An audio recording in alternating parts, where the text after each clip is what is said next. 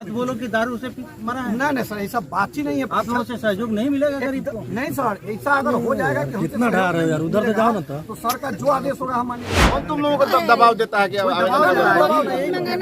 इसको हम लोग भी देखना चाहते हैं। माफिया बरनाला आ गया है। हम लिए थे तो फिर ये देवे कहला कि सुधार करेगा। विरोधी दल के नेता आने के आधे घंटे के पहले कौन दबाव बना रहा था कि डेड बॉडी को जल्दी हटाओ दरवाजे? ना सब लोग कह रहा था दाह संस्कार करना है हुआ कि सब लोग आए। कैसे जोर से बोलो। दारू की दौर हुआ है। रुपया था 3 जन पिए 5 जन तो 2 को जन डेट हो गया। एक भाई मेरा है, ये लड़का मेरा, एक जन मेरा भतीजा हॉस्पिटल में। किसी से डरने की जरूरत नहीं है। ये हिंदुस्तान है, पाकिस्तान नहीं है कि यहाँ डरने की जरूरत है। समझ गया ना?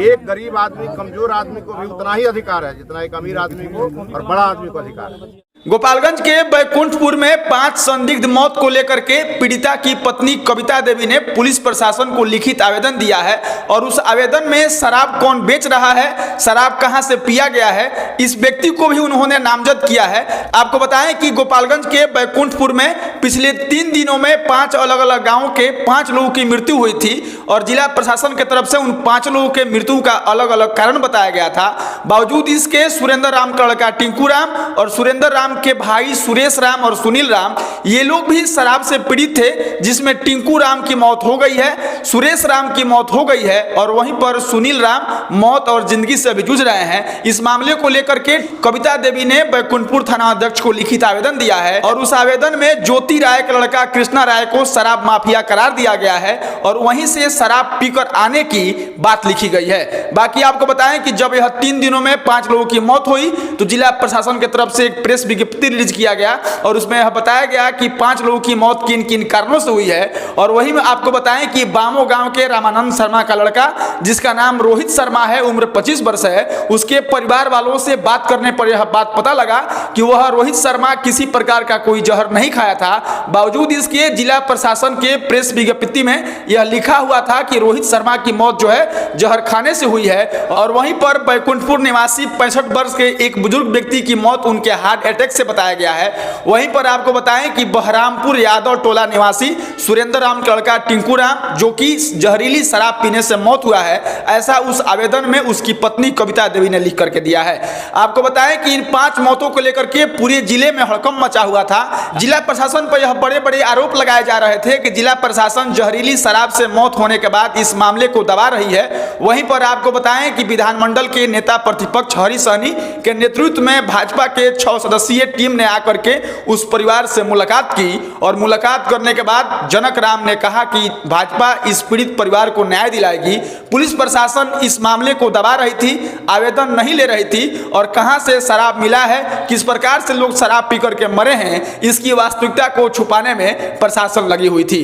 वहीं पर आपको बताएं कि भाजपा का प्रतिनिधिमंडल जो 6 सदस्यीय टीम को लेकर के वहां पर हरी सहनी पहुंचे हुए थे, उसमें पूर्व सांसद व विधान पार्षद जनक राम, गोपालगंज के एमएलसी राजीव कुमार उर्फ गप्पू बाबू, भाजपा के प्रदेश महामंत्री मिथिलेश तिवारी, विधानमंडल के नेता प्रतिपक्ष हरी सहनी और गोपालगंज सदर की विधायक कुसुम देवी भी मौजूद थी। ये तमाम नेता सुरेंद्र राम के घर बहरामपुर पहुंच करके उस पीड़ित महिला से बात किया है। बाकी कविता देवी बताती है कि हमारे पति जब शराब पी करके घर पर आए थे, उनको जब हम खाना देने के लिए गए तो उन्होंने खाने से मना कर दिया और हमने कारण पूछा तो उन्होंने कहा कि हम कृष्णा भाई के घर से शराब पी करके आए हैं, हम खाना नहीं खाएंगे। उसके थोड़े देर बाद ही उनके आंखों की रोशनी चली गई और रोशनी जाने के क्रम में टिंकू राम अपने पत्नी से कहता है कि मेरी आंखों से दिखाई नहीं देती है। उसके बाद टिंकू राम का इलाज कराने के लिए लोग वहां से बैकुंठपुर ले गए, वहां पर इलाज नहीं हुआ और फिर बेहतर इलाज के लिए उनको पटना रेफर कर दिया गया और इलाज के दौरान उनकी मौत हो गई। कविता देवी आगे बताती है कि हमारे ही परिवार के 2 और लोग, जिनका नाम सुनील राम है, सुरेश राम है, ये लोग भी उसी शराब के शिकार हैं और उसमें से सुरेश राम की मौत हो गई है और सुनील राम अभी भी जिंदगी और मौत से जूझ रहे हैं। उसके बाद से उस परिवार से मिलने पहुंची 6 सदस्यीय भाजपा की प्रतिनिधि मंडल ने प्रशासन पर बड़े बड़े आरोप लगाए। उन्होंने कहा कि इस पीड़ित परिवार को भाजपा न्याय दिलाएगी और जहां जहरीली शराब पी करके इस व्यक्ति की मौत हुई है, प्रशासन इसको दबाने में और छुपाने में लगी हुई है। यह भी कहा कि रोहित कुमार शर्मा अगर जहर खा करके उसकी मौत हुई है तो इसका प्रूफ जिला प्रशासन दे दे।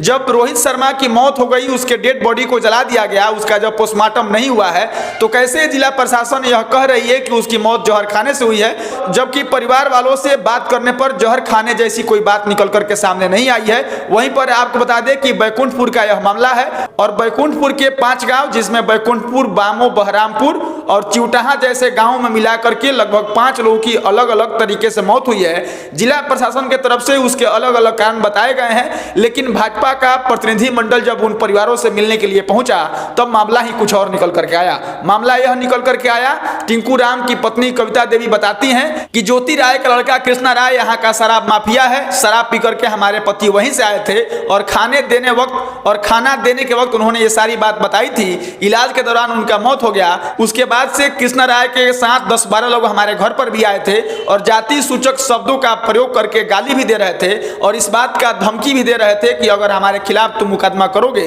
तो तुम्हारे घर को जला देंगे और सबको मारपीट देंगे। अब यह देखना गौरतलब होगा कि जिला प्रशासन इन 5 लोगों के मौत का सटीक और सही कारण क्या बताती है।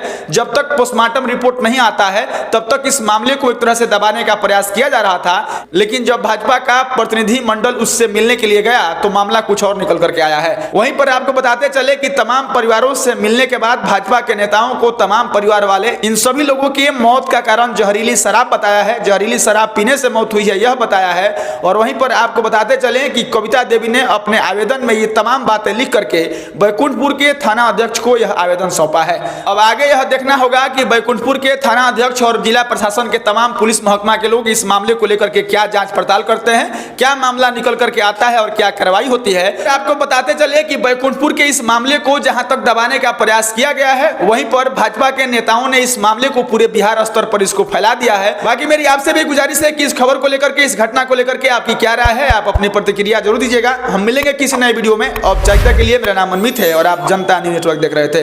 धन्यवाद।